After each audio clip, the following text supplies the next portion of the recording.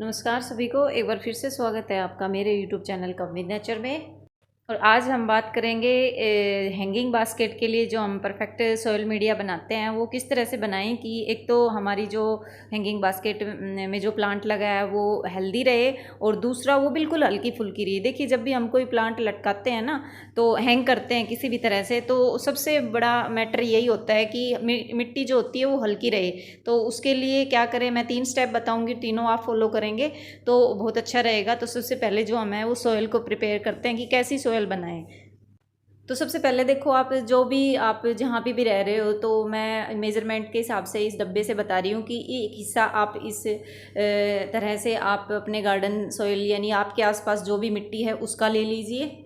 अब यहाँ पे बात आती है, हर जगह की ना सॉइल अलग अलग होती है। जैसे कहीं पे चिकनी मिट्टी है, कहीं बालू रेत है, तो आपने किसी भी तरह की मिट्टी है उसको एक हिस्सा ऐसे ले लेना है। और इसमें मैं सैंड मिलाऊंगी नहीं, इसमें मैं मिलाऊंगी दूसरी सबसे इम्पोर्टेंट चीज़ है जो मेरी इस मिट्टी को हल्का बनाएगी, ये है राइस हस्क। यानी जब धान को निकाला जाता है तो ये इस तरह का वेस्ट निकलता है, जैसे हम गेहूँ सरसों वगैरह निकालते हैं तो उसका भूसा वगैरह होता है। तो इसी तरह से जब चावल निकालते हैं तब इसका ये भूसा होता है, तो ये बिल्कुल वेस्ट होता है और ये हमारे प्लांट्स के लिए बहुत अच्छा होता है। अच्छा, ये अगर किसी के पास नहीं है तो कोई भी और किसी भी तरह की भूसी वगैरह यूज़ कर सकते हैं, लेकिन ध्यान रहे वो सूखी होनी चाहिए, गीली ना हो। और इसकी मात्रा आप कम भी कर सकते हो। मैंने जैसे जो मिट्टी यूज़ कर रही हूँ ना, ये मिट्टी जो है ये चिकनी मिट्टी है, तो इसमें मुझे इसकी मात्रा राइस हस्क की मात्रा ना थोड़ी ज़्यादा यूज़ करनी पड़ रही है। और अब हम लेंगे इसमें खाद। अब ये खाद जो मैं यूज़ कर रही हूँ ये गोबर खाद है और टोटली डिकम्पोस्ट होनी चाहिए खाद आपकी। हमारी जो गोबर की खाद है ये जो हम यूज़ कर रहे हैं इसमें थोड़ी मात्रा मिट्टी की भी है, इसलिए मैंने मिट्टी वाला जो मतलब भाग लिया था वो थोड़ा सा देखा था आपने, बिल्कुल भरा हुआ नहीं था, डब्बा कम था। तो वो इसी वजह से कम था क्योंकि हमारी जो खाद है उसमें भी मिट्टी मिली हुई है। तो आप इसी रेशो से मिलाइए, यानी एक हिस्सा आप अपने गार्डन की सॉइल लीजिए और एक हिस्से से थोड़ी कम आप राइस हस्क लीजिए और आधा हिस्सा आपने गोबर खाद लेना है, या फिर आप कोई भी खाद यूज़ कर रहे हो जैसे एक वर्मी कंपोस्ट है या फिर पत्तों की खाद है, ये इस तरह की। तो उससे हमारा जो सॉइल मीडिया है ये बिल्कुल हल्का फुल्का मीडिया बनेगा। ये जो हमने सॉइल मीडिया बनाया है ये हमारी जो हैंगिंग बास्केट्स होती है उसके लिए परफेक्ट है और बहुत ही जो हमारी बास्केट है वो इसका जो वेट होता है वो बहुत ही हल्का रहेगा। और दूसरी चीज़ है कि हमें इस बास्केट को हल्का बनाना है, तो इसके लिए सबसे पहले तो आपने छेद कर लेने हैं, आपने ये हर पोट में ध्यान रखना है। और जो सेकंड स्टेप जो मैं बता रही हूँ जो आपको ध्यान रखना है, इन जो होल्स पे आप जैसे कोई ठिकरी वगैरह लगाते हो तो आपने वो चीज़ नहीं लगानी है, ठिकरी नहीं लगानी। ये इस तरह का फोम आता है ना, ये कई बार कोई चीज़ मंगाते हैं हम तो उसके साथ भी आता है, और तो आप ये यूज़ कीजिए। इससे क्या होएगा कि ये पानी को ना जैसे पानी डालेंगे तो इसको पानी को होल्ड करके भी रखेगा, यानी हमारे प्लांट में अगर कभी पानी की कमी रह गई प्लांट तो उसके मॉइस्चर बनाए रखेगा। साथ साथ एक चीज़ का और भी होएगा कि ये ना लाइट वेट है, बिल्कुल वेट नहीं होता इसमें। लेकिन अगर हम इसमें यहाँ पे पत्थर या फिर कोई भी टुकड़ा यूज़ करते हैं जैसे स्टोन वगैरह रखते हैं तो भी उसमें ना मतलब वेट हो जाता है तो बास्केट भारी बन जाती है।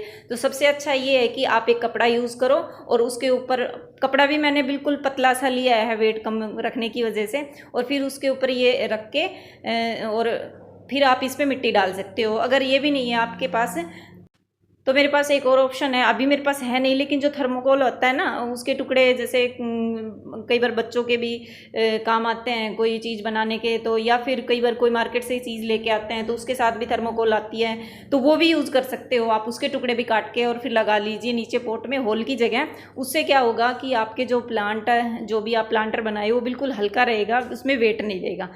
और तीसरी जो चीज़ है जो मैं बताने जा रही हूँ वो भी आपने ध्यान रखनी है, जिससे कि आपने कोई भी बास्केट बना ली, तैयार कर ली, अब उसमें हमें मिट्टी कितनी डालनी है। देखिए, आप कोई भी बास्केट लो ना तो आप इसमें इस तरह से जो 2 पोरवे होते हैं इतनी आपने हिस्सा जो होता है वो पोट में खाली छोड़ना है। हैंगिंग बास्केट में इतना ध्यान रखना है आपने, और कि इतना हिस्सा, यानी आपने ऊपर से मैंने मेजरमेंट से बता दिया है कि अपनी उंगली से नाप लो, और इतना हिस्सा आपने खाली रखना है, इसको ऊपर तक बिल्कुल नहीं भरना है। आप किसी तरह का प्लांट लगाओ, फिर चाहे आपका पोट बड़ा हो या छोटा हो। तो सबसे मेन स्टेप्स तीनों यही थे कि पहला स्टेप तो यही था कि भैया आपने जब भी आप पोट की जो सोयल में जो यूज़ कर रहे हो वो कोई भी जो वेस्ट हस्क है वो यूज़ कीजिए। दूसरा ये है कि उसमें नीचे ठिकरी यूज़ ना करें, उसमें कोई भी हल्का मटेरियल जैसे कि फोम या फिर थर्माकोल की शीट्स वगैरह होती है वो यूज़ कीजिए।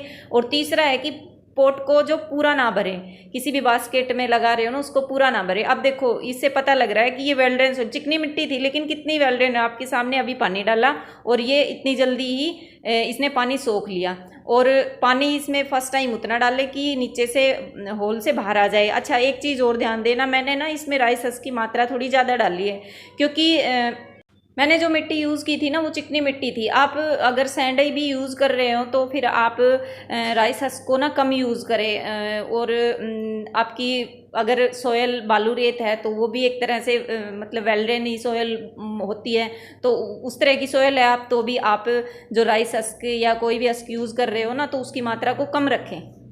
एक चीज़ का और हमें ये फ़ायदा हो जाता है यहाँ पे कि हम जब पानी डालते हैं ना तो ये राइस हस्क है ये ऊपर जमा हो जाता है, तो ये भी बेनिफिट करेगा। ये जैसे कई बार प्लांट धूप में रह जाता है तो ये मल्चिंग का काम करेगा। अब मैं इसमें प्लांट लगाने जा रही हूँ और कोई भी प्लांट आप हैंगिंग में लगाओ, ये एक ज़रूरी नहीं है कि ये लगाओ, कोई भी आप लगाओगे तो उसके लिए है ये।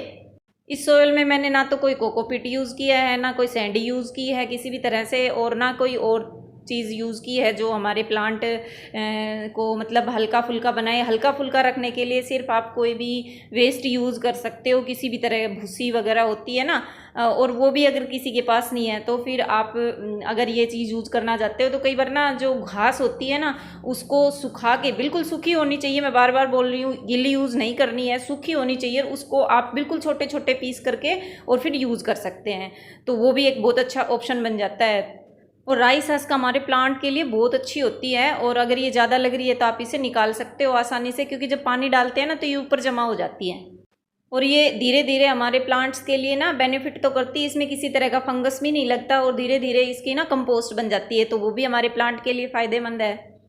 मैंने अभी तक तो देखो मैंने कभी भी जो किसी भी प्लांटर में मैंने कोकोपीट यूज़ नहीं की है। मैंने मतलब कोशिश करती हूँ, देखो गार्डनिंग बहुत आसान है, अगर आप भी करते हो तो पता होगा, लेकिन हमें जो हमारे पास जो चीज़ें अवेलेबल है ना उन्हीं में से ऑप्शन ढूंढने होते हैं। तो जो मुझे पता है मैं कोशिश करती हूँ आप लोगों को बताने की, ताकि आप भी यूज़ करो और अपनी गार्डनिंग को और आसान बनाओ।